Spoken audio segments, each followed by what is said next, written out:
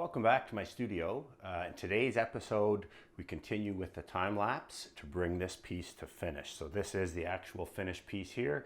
In today's episode, I'll talk about the specific challenges of working with intense bright color and how I make the determination of when a piece is finished. So stick around and we'll get right to the time lapse.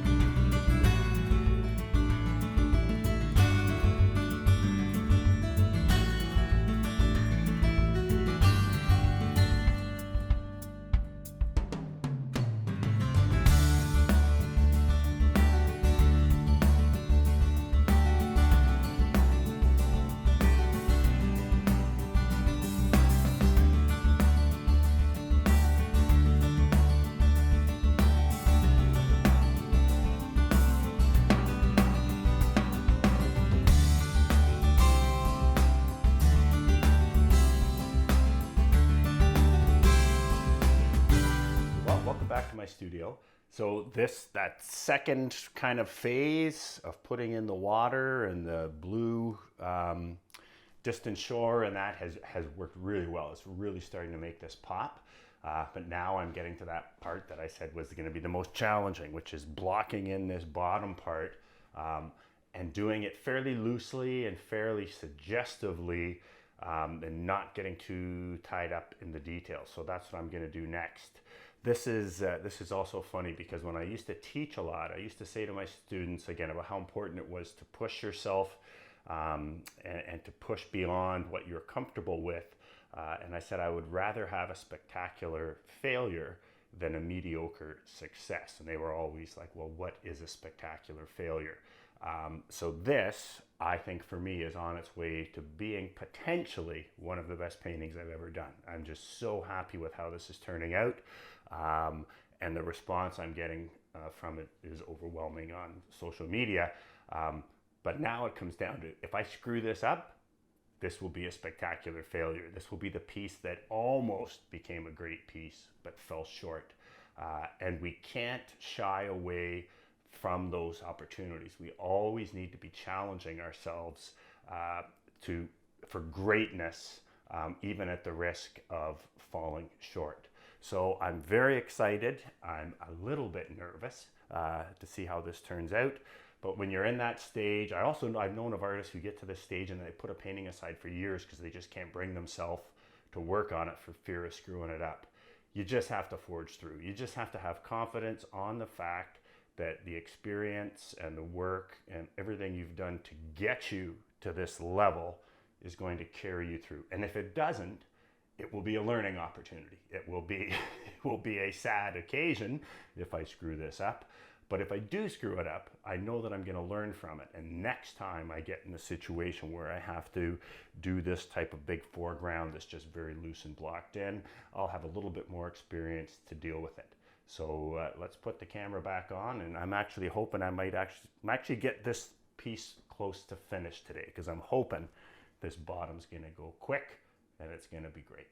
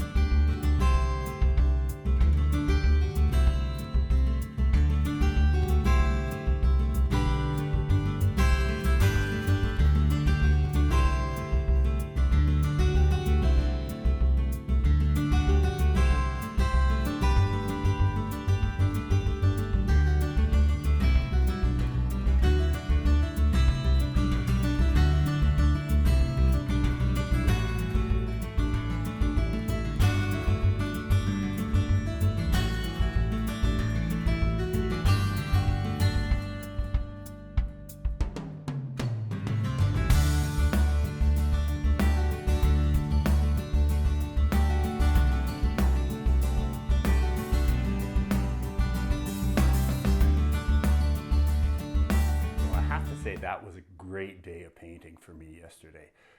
I don't mind saying, or not embarrassed to say, I was a little bit nervous because, as I said before, I think this piece is coming on its way to being one of my favorite pieces I've ever done. And when you've got a piece that's doing that, there's that little fear in the back of the head that says, just don't screw this up. So this, we're coming into today, this is my favorite time at any painting that I do, which is basically once I've got the canvas covered in paint with kind of the first go. And you'll notice for me the way that I paint, I only touch the canvas once in most places. So it's all about mixing that right color, the right intensity, the right value, and then putting the brush stroke that you want down. I do very little layering or glazing or anything like that, or adjusting of stuff. I try to get it right the first time, and that just lends to an overall real freshness in the painting. But now once I've got the painting totally covered in paint, now it becomes about finessing the painting to get the absolute most out of it. And so here, this is the question people always ask me too, like, how do you know when a painting is finished? So you might at this stage think, okay, it's done. I've covered the entire painting. And for me at this stage, there's two things that I look for. One is there anything that bugs me that just is wrong or just is slightly awkward looking that needs to be addressed? And whether it's kind of technically in terms of the brush handling, anything needs to be cleaned up, or whether it's compositionally. And then I also look at, is there anything that I can do that I know pretty sure is going to make this painting better? And when I run out of those, so there's nothing that bugs me, and there's nothing where I'm pretty confident I can make it better, that's the time to stop. If you keep going beyond there, then chances are you're going to get into that not looking as good as it did 10 minutes ago, which is not fun, especially when you're working on a piece that you're really excited about. So I have to look at, there's a few things here that bug me. And so one of them here is just these branches coming down here are kind of awkward. It goes from thin to thick and ends up thick down here.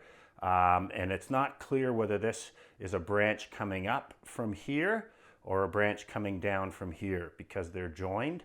So I need to either, if this is coming down from here, clean that up so that it looks like a branch that goes from thick to thin. Another thing that I'm going to do, I'm pretty sure this will look better with the top part of that branch blocked off. I just find it's kind of an isolated vertical stroke that size going right up.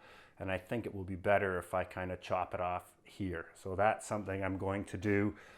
The other thing I know that is going to make this look better is just how we have the glow of the sun up here. That same sort of effect is going to appear where the reflection of the sun on the water is very intense. So that's going to create a glow onto the side of the trees. I also know that it's likely that a little bit of sun on the side of the trees facing towards the sun here will add to the impact. And then compositionally, color is something that's really important, especially when you use bright, intense color. I get a lot of comments from people that, that they love my work, but they find it so hard to work with bright, intense color. And one of the reasons that can be is you can disrupt the unity of the painting. So a good rule of thumb, which means that everything looks like it belongs with everything else out there. Right now, we've got a little bit of an isolated color situation going on here, where we have these bright, intense yellows and ochres and oranges and reds. They appear here, here, here, over here slightly, but they don't really appear down here very much. So I know that by finding opportunities to echo those yellows and oranges down in here, that will add to the composition. It will also increase that kind of feeling of the yellows here grabbing your eye and there being a flow up to here. And then one other thing that's a bit of an isolated compositional element in terms of color is these blues that are across here. So I just know from experience that wherever I have dark greens, usually by putting bluish purples or mauves into those areas, it just really creates a really nice color vibration. And that same sort of thing is going on up here.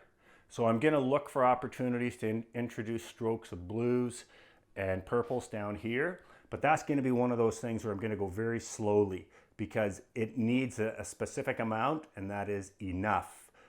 So the way that you get to enough is you place a stroke of color. First of all, you assess the actual hue, the intensity, the value, and say, is that the color you want?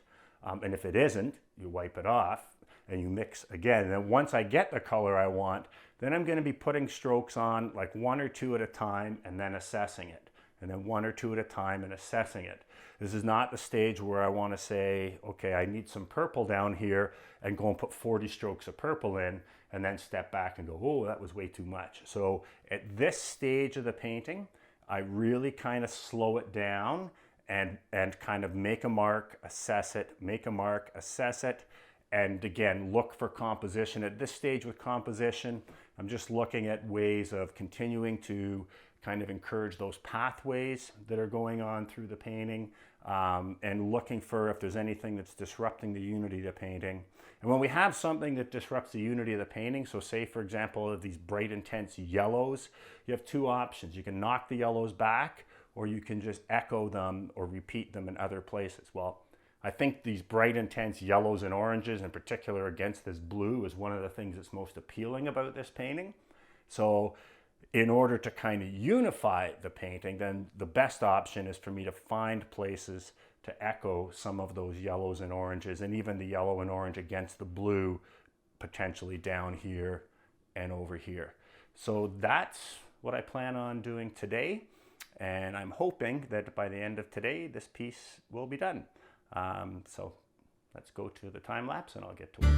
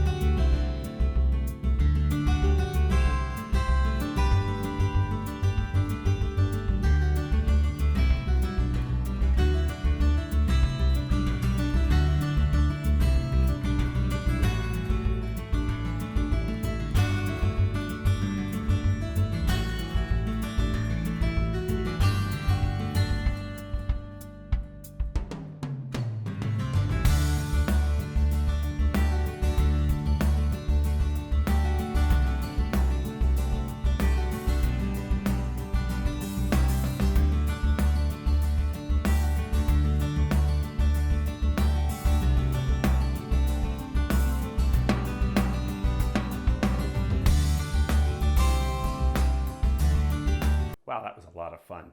I hope you enjoyed watching this as much as I did painting this. There were a few changes I made at the very end that I hadn't necessarily anticipated. One of them was putting these red leaves down at the front because I really wanted to encourage there's sort of 3 compositional plans that are going on in this painting. So with the red leaves, if we follow them around here and then almost to here, there's like a spiral type composition that's encouraging the eye to move this way. We also have a cross type composition with a strong vertical meeting a strong horizontal, and there's also a pyramid type composition with a triangle shape leading up to there. And all 3 of these things encourage the eye to move up to this area of the painting, which is also the area that has the most intense contrast, plus a mnemonic shape of the sun, which is always going to draw our eye. So that's kind of those are the kind of things I look at the very end when I talk about encouraging those pathways that kind of appear. So we've been getting a lot of love for this piece on the social media, on all of my stuff, and a lot of requests for, are we going to be doing prints of this? So we've made the decision, yes, we are going to be doing limited edition prints of this piece, and probably within the next month or so. So if that's something that you're interested in, I would encourage you to sign up to my newsletter because we'll make the announcements there. Now you can sign up to my newsletter via my website at www.timpacker.com. Just go to the bottom of any page and there'll be a link there to subscribe. So we're putting a few close-ups up there so you can see the brushwork and the actual colors that are in there. So I hope you found this helpful. As always, I welcome your comments and questions. If you find these videos helpful, please subscribe, and I will see you next time. I'm Tim Packer.